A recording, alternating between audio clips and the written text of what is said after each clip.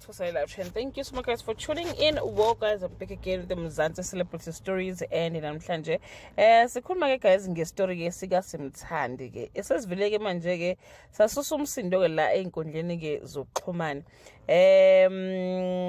Ngibona report ezivuthi maputilendi guys bethi ke abantu baka Bolt ke bawuthubuvu bathi ke nje abasawathola ama customer ever since kwaphuma ke le story ke sika Simthandi. So nje bathi le ndaba ngampela ke alisukunyelwe.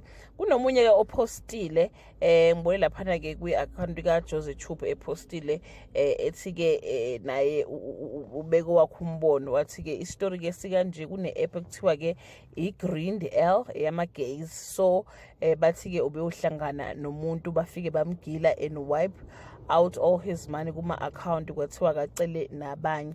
They did ama videos of him enqunu base bemtshela ke ukuthi uma ake wayithi vu bazowadedela ke ama video.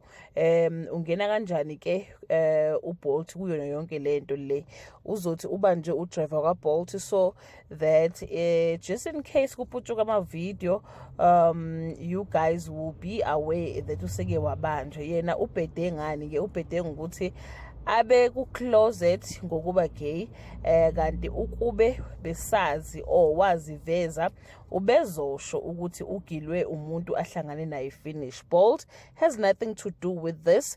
Ubekwenza izinto zakhe zobumnyama and it backfired. Now scapegoat must be something ebambekayo and kulula ke abantu ukuthi ke bayikhole njengoba nivele namkhola without hesitating. Bolt must open a case against him for ruining their image. SAPS must also file a case for false statement. Durban Drivers E-Hailing Council must also file a case for defamation of character. Nakuke Sokwenza report this his Facebook account, report his TikTok account, not allow him in any of our cars ngibonga YouTube. So guys, ngicanga ukuthi umuntu obhalile statement lesi umuntu aka Bolt ozama ukubeka kabi ke uSimthandi ukuze abantu ke bangamkholwa abantu bakholwa lento ayisho because engathi impela kusahambi kahle ke kulabantu ke bakwa Bolt bathi nje ama customer basawathola abantu sebeyasaba ukugibela uBolt. But ke it's not the first time guys abantu be report ngoBolt. Shuthi bonke labo abantu be report ngoBolt bonke banenkinga yokuthi bebefuna ukuyiveza ukuthi ba gay kanjani guys because le nto yenze uSimthandi ibhlungu ngempela and labantu laba they are trying so much ukuthi ke bambeke kabi ngokucabanga kwami. I believe uSimthandi, I stand with him even if ke bengabe kuthiwa kube kunjalo ke but still bamhlukumezile lento abayenzile bingekho right.